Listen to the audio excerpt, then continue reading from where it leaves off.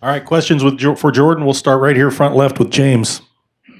Jordan, few things have a stronger correlation of beating Ohio State than outrushing them. And you guys did that earlier this season. You were really effective that day.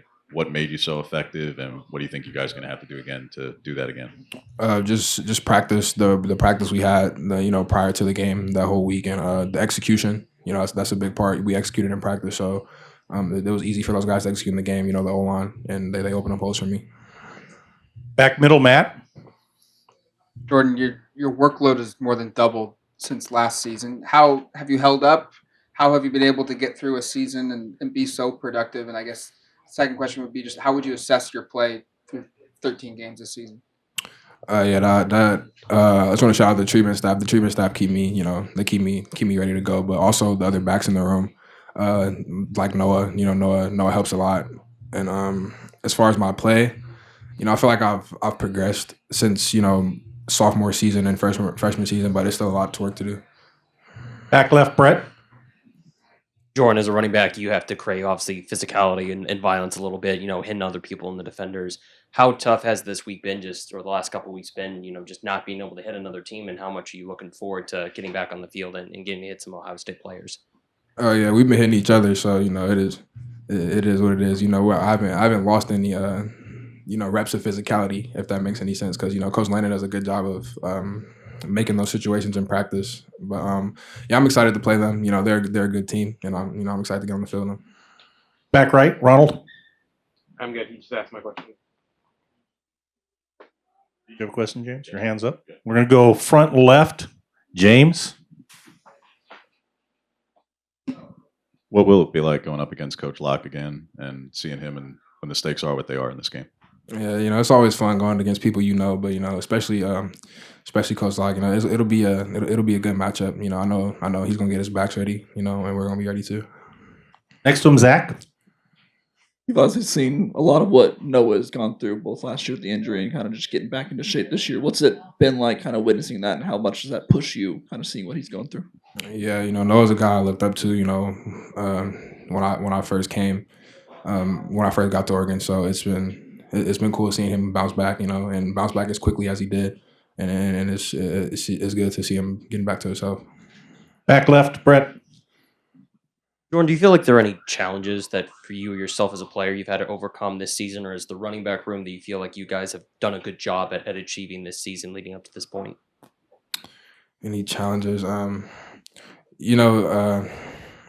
guess like my body part, but the coaches do a good job of taking care of me, and like I said, so do the treatment staff. And I have guys like all those guys in that room that can come in and do exactly what I do at any time. So it's pretty easy. Second row, middle, Aaron. Looking at after those first 2 games of the season, how much your confidence, not just you, but at the entire offense, how much your confidence has grown. How much, or what role do you think your confidence has played in your success so far this season? And how much more confident are you now heading into the biggest game of the season? Yeah, it's played a big part. It helps me with decision making and things like that. But it's important to be confident in what you do. So it's important to practice how you want to play. That's where I get that confidence from, the practice. Front left, James. Have you made a decision about what you'll be doing next season? No. Matt, did you raise your hand? Back middle, Matt. Jordan, you came in with Josh. Can you just speak to his development at left tackle and just how he's performed and his importance to this team this season? Yeah, he dominates people on the edge, and he's been doing that since freshman year. I always thought he was, one of our best linemen on the field at all times, and especially now he's the best on the field at all times. So he dominates people, and he's grown in literally every single way that you can imagine. So that guy works his ass off. So. Second row left, Eric. At Oregon Media Day back in August, you talked about having more you wanted to kind of show on the field. Can you take us through maybe what you've put on the field this year, and if you're kind of pleased with what you've done and shown it all? Yeah, I still, I still want to show some more things, but I feel like I've caught the ball a little more this year. Like I said, I wanted to do. I feel like I've had a few runs where I've gotten to open up a little bit, and yeah, that's pretty much it. We're gonna go to Zoom. Scott Reed, if you can unmute yourself. Hey, Jordan, you talked a little bit about Noah Whittington and how much he's helped you. How how valuable has it been the second half of the season? He's had a lot more carries in the second half of the season than he did in the first half of the season. And how does that kind of help you stay fresh so that you can be even better heading down the stretch? Yeah, like you said, it helps me stay fresh. No one wants to. We're not a bell cow days no more. So no one wants to be the main back. So it's just always good to have a guy that can spill you whenever you need, and Noah does a good job of that. Dan Hope.